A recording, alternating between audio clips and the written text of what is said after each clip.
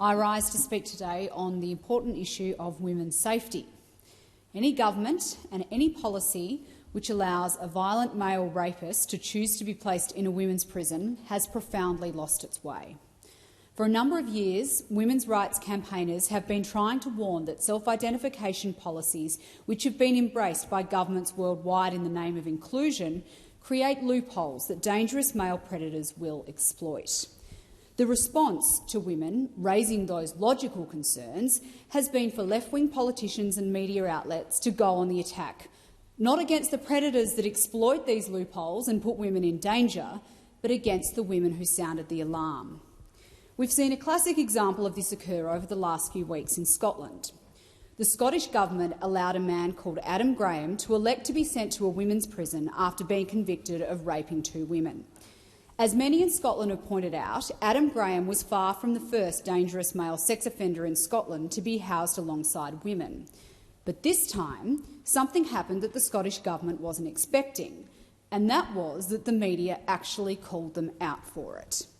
And there was a predictable and swift public backlash, particularly because the Scottish government had spent the previous months insisting that this would never happen and that anyone who suggested that it would were bigots.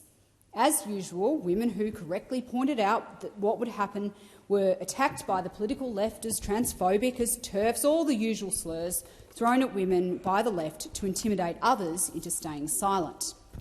The Scottish Government and its First Minister, Nicola Sturgeon, confirmed that those women were right all along when it was announced last week that Adam Graham would be moved out of women's prison.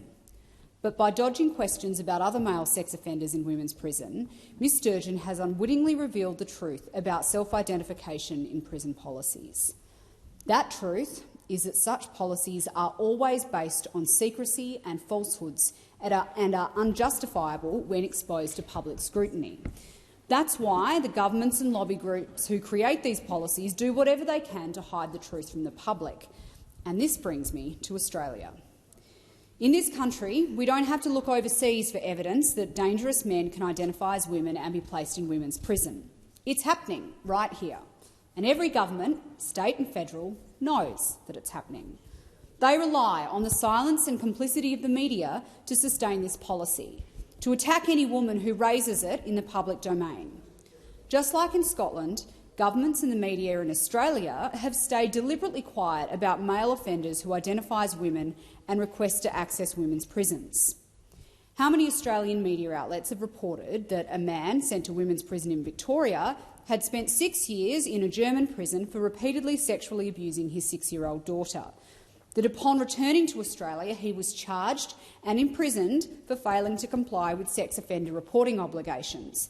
That despite this conviction, he is known by police to use multiple different identities, which has somehow been permitted, according to the AFP in answers provided to me through Senate estimates, on the grounds that he did not officially change their name, rather chose to informally be known by other names. And that is a direct quote from that response.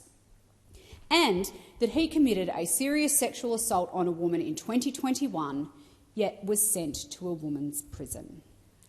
Any reasonable person knows that this is indefensible, just as the Scottish Government ultimately could not defend placing Adam Graham in a women's prison when they were caught out.